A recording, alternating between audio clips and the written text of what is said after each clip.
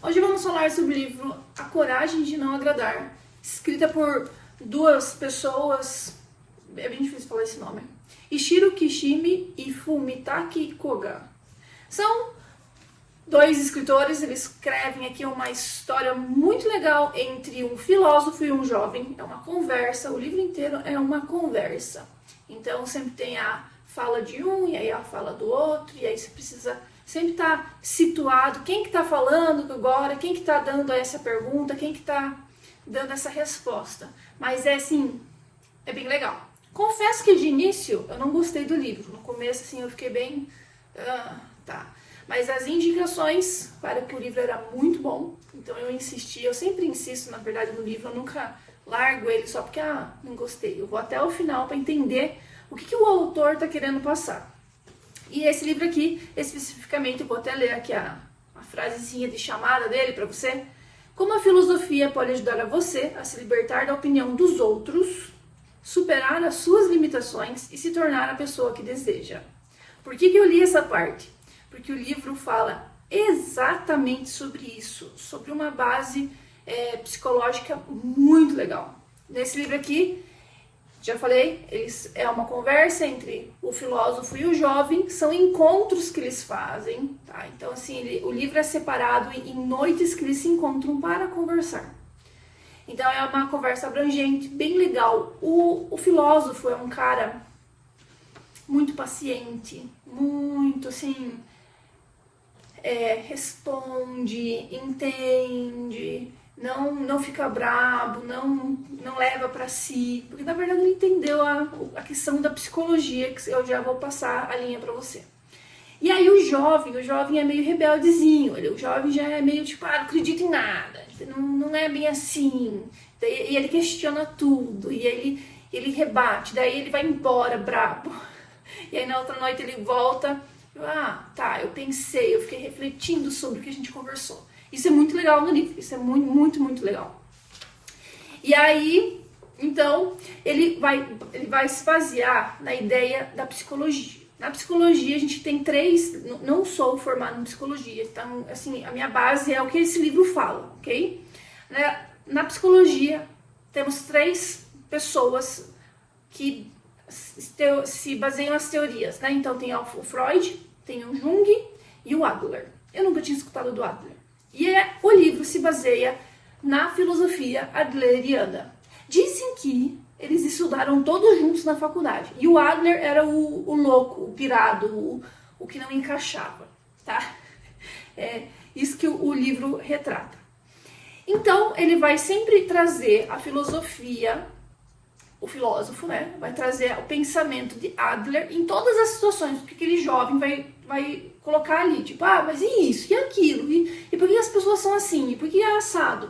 E aí ele vai vir trazer a teoria de Adler e sempre dar um embasamento, sempre colocar como o Adler coloca aqui. E, enfatizando mais uma vez, esse aqui foi um dos livros que eu mais gostei de ler em 2023. E por quê? Porque ele segue bem a linha do Goggins, ou o Goggins segue a linha dele. Por quê? Porque é muita autorresponsabilidade. É muito sobre o que eu faço com a minha vida e não sobre o que os outros estão fazendo comigo, sobre o que os outros fizeram comigo. Então a teoria adleriana, ela vem bater exatamente nisso. Não importa o seu passado, não importa o que aconteceu com você, não importa de onde você veio, não importa quem foi seu pai, quem foi sua mãe, não importa. O que importa é o que você decide hoje fazer com o seu amanhã. É isso que importa. E se as coisas que aconteceram, foi porque você deixou. É essa briga que é adleriana. É sobre responsabilidade. A autorresponsabilidade que você tem por deixar ou não as pessoas fazerem o que elas fazem com você. Pesado, né? Eu acho. E é muito difícil você assumir algumas coisas. E ele entra em pontos muito, assim... que fala muito com você. Então, assim, o livro inteiro tá marcado, grifado, anotado. Por quê? Porque falou muito comigo. Muitas coisas. Ele toca e você fica... Ui, essa parte aqui na vida aqui eu resbalo. Isso aqui eu dou uma quebrada aqui. Fala sobre educação de filhos, fala sobre felicidade, fala sobre casamento ou término do casamento. Esse é um ponto interessantíssimo que ele aborda. Fala sobre trabalho, fala sobre escolhas na vida. É muito legal. Todos eu vou falar que são muito legais, né? É impressionante. Então ele vem com a ideia sempre de, até anotei aqui, ó, não somos determinados por nossas experiências, mas pelo sentido que damos a ela. Você decide como você quer viver a sua vida. O tempo todo ele vem bater nessa tecla. É você que decide. Aconteceu, não. Beleza. Você decide como lidar com essa situação. Você se autocontrola e determina o que vai acontecer a partir daquilo e como vai acontecer. Eu falei que o livro se baseia em encontros, são 5 encontros, são 5 noites que eles conversam, e eu vou enfatizar 2 dessas 5 noites, que são as que eu achei que mais falou comigo, na verdade. É a segunda noite, que ele fala sobre todos os problemas têm base nos relacionamentos interpessoais. Aqui ele vai falar sobre muito complexo de inferioridade, sobre comparação, sobre culpa, ansiedade, sobre como a gente se compara com os outros. Inclusive, bem entrando nessa parte do complexo de inferioridade e comparação, ele questiona, e ele vem com a teoria novamente de Adler, questionando o seguinte: quem disse pra você a gente só se sente inferior a uma outra pessoa porque a gente teve consciência que aquela pessoa é melhor que a gente? E quem disse que ela é melhor que a gente? Por exemplo, eu só me sinto inferior, né? Um exemplo, né? Quando eu tô na academia, a menina levanta mais peso que eu. Mas quem disse que ela é maior, ou menor, ou igual? Alguém implantou essa ideia na sua cabeça e agora você se compara com essa métrica o tempo todo. E é isso que pesa muito, que faz a gente se sentir inferior, que faz a gente se sentir menos, mas enfaticamente, por quê? Né? O que aconteceu? Quem foi mesmo que disse que isso é verdade? Enfim, porque ele fala assim: se não existe ninguém no mundo, se você fosse, sei lá, cair numa ilha deserta, não tivesse ninguém, você ia se sentir inferior? Não, porque não tem ninguém para você se comparar. Então a gente só se compara porque existem pessoas. E existe alguém que disse que esse é o melhor, esse é o menor, esse é o mais forte, o mais fraco, entendeu? Só porque alguém disse. E aí você vai lá, pega a métrica daquela pessoa e coloca na sua vida e começa a tomar decisões na sua vida em cima da opinião de uma outra pessoa. Mas na verdade, se a gente for pensar sobre complexo de comparação ou de inferioridade, a gente tem essa métrica errada. Porque a gente joga no outro a métrica, que na verdade a métrica deveria ser nós mesmos. Sempre nós mesmos.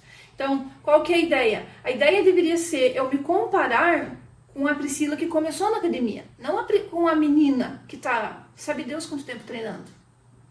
A métrica tem que ser a minha melhor versão contra a minha pior versão. Ou a minha versão atual contra a visualização da Priscila que pode vir se desenvolver. Então, é essa métrica de inferioridade, de comparação que a gente precisa trocar na nossa cabeça. Não é sobre o outro, mas é sobre a minha própria vida. O quanto eu mesma me evoluí, quanto eu estou evoluindo e o quanto eu posso evoluir. É essa a métrica da vida. E a gente, infelizmente, joga sempre a culpa, o fardo, as desculpas, os problemas da vida, sempre numa outra pessoa. E nunca em nós mesmos. Nunca se comparando. E vou começar uma coisa. Fazer essa métrica pessoal entre mim contra mim mesma é muito mais fácil. Deixa a vida muito mais leve. E aí, no outro encontro, na quinta noite, preferidíssimo, ele vai falar sobre viva intensamente aqui e agora. O incrível disso é que a gente começa a perceber o quanto que a gente cria posições, suposições, ideias, coisas que só fazem a nossa vida ficar mais pesada. Enquanto a gente deveria viver aqui e agora, viver o presente, ser mais presente, ter mais consciência das nossas ações, do que ficar gastando tempo, viajando em coisas que não vão acontecer.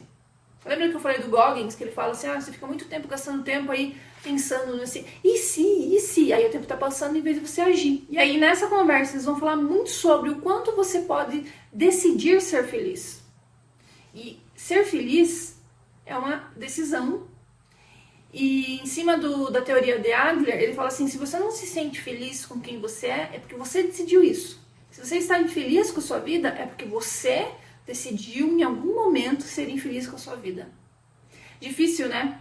É difícil acreditar que, claro que não faria isso, mas às vezes as nossas decisões nos levam para esses sentimentos. Um exemplo muito legal que ele fala é sobre um jovem que tem crise de ansiedade para sair de casa. Então, ele fala que, não, mas o meu amigo ele não sai de casa porque ele tem crise de ansiedade. Então, quando ele começa a pensar que ele vai sair, ele começa a ter a crise de ansiedade, se tranca no quarto, não sai do quarto e ele vive dentro do quarto. Os pais trazem comida, dão atenção, blá, blá, blá. E aí o filósofo vai lá e dá uma teclada na cara ali, porque ele fala assim, o seu amigo tem crise de ansiedade porque ele que cria essa crise de ansiedade no corpo dele. E todos os sentimentos que vêm em uma crise de ansiedade foi porque ele mesmo criou aquele sentimento. Não sou eu que estou falando isso, é o livro que vem com essa história, é o filósofo que vem com esse pensamento, ok? Mas ele fala que esse jovem criou o seu próprio sentimento, em base na teoria de Adler, e por conta disso, por conta de todo o ecossistema de atenção, de cuidado dos pais, ele não quer sair daquele sentimento, ele quer continuar com aquele sentimento de ansiedade, para não perder a atenção dos pais, para não perder aquele conforto da vida. E é um pouco crítico acreditar nisso, porque vemos pessoas por aí com crise de pânico, crise de ansiedade e tal. Não sou eu que vou julgar tudo isso, porém o livro fala muito claro sobre como é a pessoa que decide sentir aquilo. É a pessoa que criou todo aquele ecossistema para estar em um ambiente tecnicamente confortável, né? Enfim, o livro vai vir nessa linha. Então, se você não curte essa conversa de autorresponsabilidade, não indicaria esse livro para você. Dentro da psicologia adleriana, ele vem com a ideia de que nós temos um estilo de vida. E dentro desse estilo de vida é o que determina o nosso temperamento e a nossa personalidade. Então, somos nós que decidimos como nós somos. Tem muitos estudos aí, eu nunca me aprofundei nisso, estudos assim de temperamento, eu sou colérico, eu sou, nem sei os nomes, eu sou fleumático, sou não sei o quê, e aí as pessoas se abraçam nessa ideia, não, isso aconteceu na minha vida porque eu sou fleumático, isso não, eu porque eu sou, eu sou colérica. E aí o Adler, ele vem aqui e ele fala assim, não, é você que determina o seu temperamento e a sua personalidade. Se você é feliz, animado, entusiasmado, isso é escolha sua. Se você é tímido, mais retraído, escolha sua. E aí ele vem dizer, também o Adler, ele vem dizer que nós escolhemos essa personalidade, esse estilo de vida, mais ou menos quando a gente tem 10 anos de idade. Então ele mostra lá que quando a gente está quase indo ali para a adolescência, né, para o infanto juvenil ali, com 10 anos, ele é onde a gente cria esse estilo de vida. E a partir dali, a teoria é que você pode trocar assim que você quiser. Mas a base é formada aos 10 anos de idade. Eu achei muito interessante, muito legal ver essa comparação. Só para concluir aqui, amarrar as ideias, ele é totalmente o contrário de Freud, porque Freud sempre vai dizer que é por conta, isso acontece na sua vida, por causa da sua infância, você teve esse trauma, aconteceu isso aqui, e aí você é assim por causa do jeito que seu pai te tratava, você é assim porque a tua mãe fez isso, você é assim porque... E aí você começa a perceber que é sempre uma terceira pessoa a culpada da sua vida, e nunca você mesmo. E o Adler vai lá e fala, não, somos nós, sou eu mesmo. Isso aconteceu porque eu fiz isso aconteceu porque eu. E aí isso é muito legal, fazer essa comparação, e aí você decide o que você quer acreditar, o que você quer levar para sua vida. E aí, usando um último exemplo pra gente finalizar esse vídeo aqui, eu quero entrar no assunto de fotografia e levar uma autorresponsabilidade, então, pra você. Porque, às vezes, a gente fala assim muito, não, fulano não tirou foto de mim porque por isso que eu não tenho essa foto. E aqui a gente começa a colocar o Adler na história, e eu não tenho a foto, Porque eu não pedi a pessoa para tirar. Eu não mostrei para a pessoa que era importante para mim ter aquela fotografia. E esse posicionamento de saber que eu preciso pedir para ter, já coloca você no centro das decisões da sua vida. Eu quero essa foto, tira essa foto para mim, pronto, tenho. Aí você não precisa ir embora e ficar e entrar lá daí numa filosofia, num sentimento, numa recomoção de tipo, ninguém tirou foto minha, ninguém fez isso pra mim, ninguém blá blá blá. Não. Minha vida, eu escolho o que eu quero uma foto assim. Tira uma foto minha. Começa a me observar, começa a perceber os pontos que eu preciso melhorar na minha fotografia, nas minhas poses, no jeito que eu fico na foto. A culpa não é da pessoa que tirou a foto, a culpa é minha. E se o fotógrafo, né, aí você joga pro fotógrafo. Eu sou o fotógrafo. Então a responsabilidade é de quem a foto sair boa? É minha. E aí a gente começa a entrar num mundo de autorresponsabilidade que todo mundo começa a se priorizar. E aí tudo começa a ficar melhor. Tudo começa a ficar mais fluido. Porque tá todo mundo focado em ser a sua melhor versão. E não focado em se vitimizar e jogar a culpa sempre numa outra pessoa, num terceiro. É por causa disso, é por causa daquilo. Eu não faço isso por causa disso. Não. Eu me coloco como centro, como foco na minha vida, e eu determino as coisas que eu quero, as coisas que eu gosto, o jeito que eu penso, o jeito que eu concordo, não concordo. E, cara, isso é muito forte de se pensar. É muito legal da gente refletir, ainda mais agora, né? Início de ano, começar a refletir sobre o quanto eu estou terceirizando os meus sentimentos, o quanto eu estou deixando os outros decidirem por mim, ou o quanto eu simplesmente vegeto e a vida está acontecendo e daí depois eu só me vitimizo. Aí vem o Adler de novo e fala, se você está deixando isso acontecer, é porque você quer isso. Você quer que os outros decidam por você. Você quer que o outro tome atitude por você. E aí quando os outros tomaram atitudes, você não... aconteceu. E aí? A culpa foi de quem? Foi sua, não foi do outro. Foi você que deixou o outro fazer. Então eu confesso que eu gostei muito do Adler, tá? Ele segue uma linha de pensamento que eu gosto muito, de autorresponsabilidade. E se você gosta desse assunto, eu indico muito essa leitura. É muito gostosa. O livro não é tão grande e como é uma conversa, o livro inteiro, então é muito fluido de se ler. E fica aqui a minha indicação.